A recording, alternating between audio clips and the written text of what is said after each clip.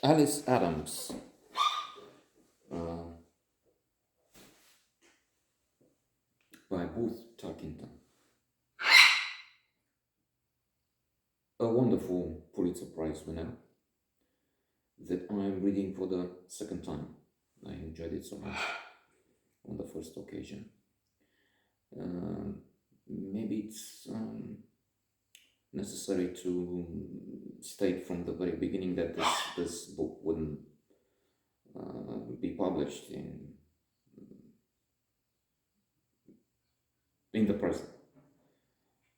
There are words that are more than insulting, plainly, well, for one thing, out of the dictionary, out of use, and that's a good thing because it's not just an N word, it's worse. I'm not say, although maybe I could and I should, because of the limited audience, so this has little, if any, impact.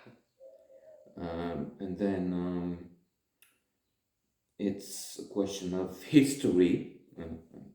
It has been said often. I mean, if we talk Seneca, Marcus Aurelius, Socrates, Plato, and so on, I mean, and refer to their works, we have to see that this took place when there were slaves, when society had some bright minds. He's poking holes through clothes, things if allowed. So we have to take things in context, just as I think, in fact, sure that future generations will look back and see the way we treated animals, the fact that we eat billions and torture them before having them killed. That could be as atrocious as, well, anything else. Indeed, this fact that this fellow, and there's another one, he moves from one to another. Inside the space would be treated as well, a felony, an abject thing, and so on. Subject is not this, but that's the way it works here. I'm mentioning one thing and then move down that path. It's in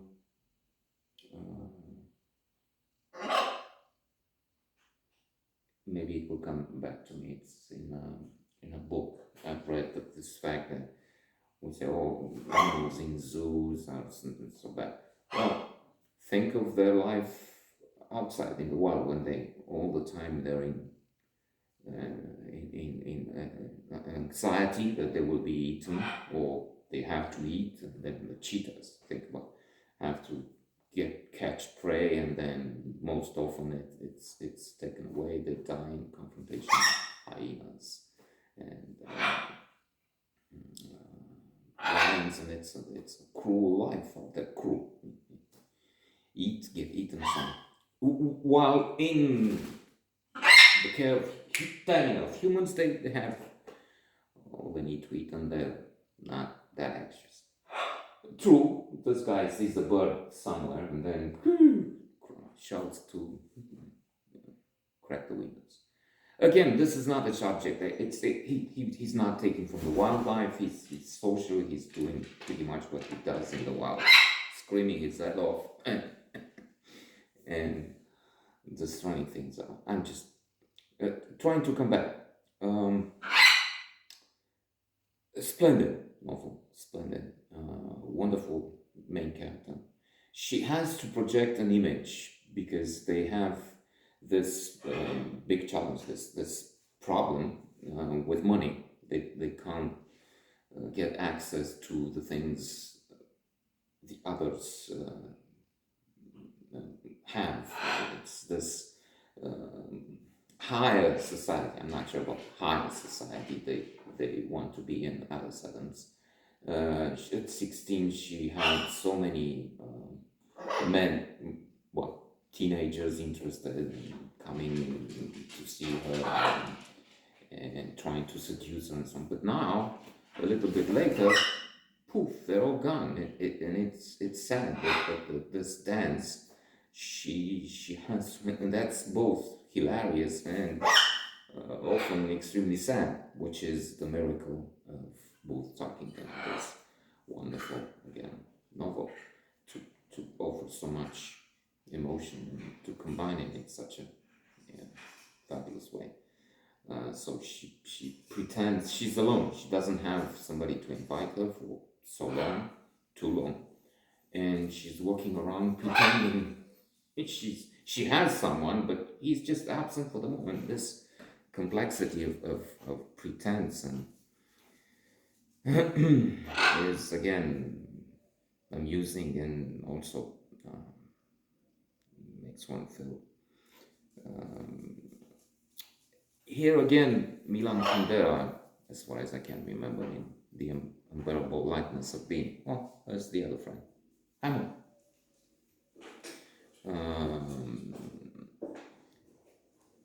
Writes about the difference between feeling compassion, which is for someone we see as equal, and pity, which is another feeling we reserve for those we feel somehow inferior, somehow beneath us.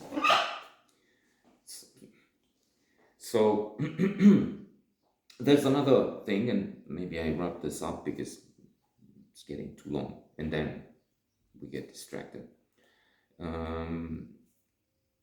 Maybe we'll make some other notes, who knows.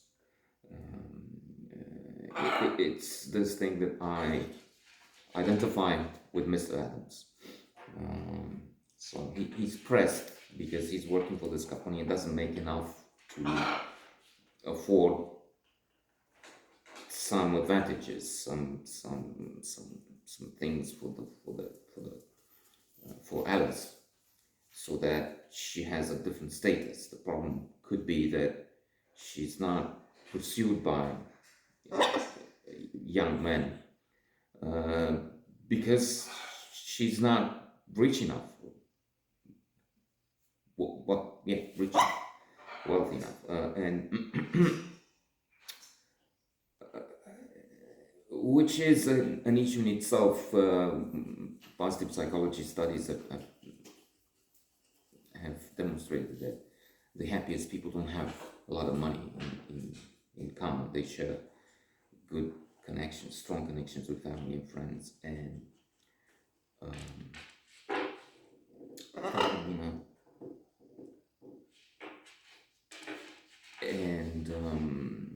in the case of the Adams family, it is a bit more complicated, I would say, because yes, you need a decent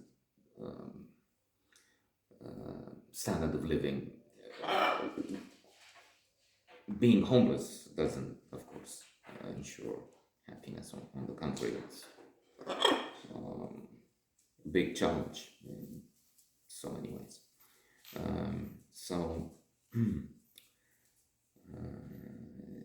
There's this pressure on Mr. Adams to Alice's father to do more, to open a glue factory. And I felt similarities there because I'm not in a position where I'm doing something and what I make is not enough. And then there's a possibility, and they to open, I don't know, a salami factory, and they press me in the family, daughter and wife, to do that. No, I stopped working as a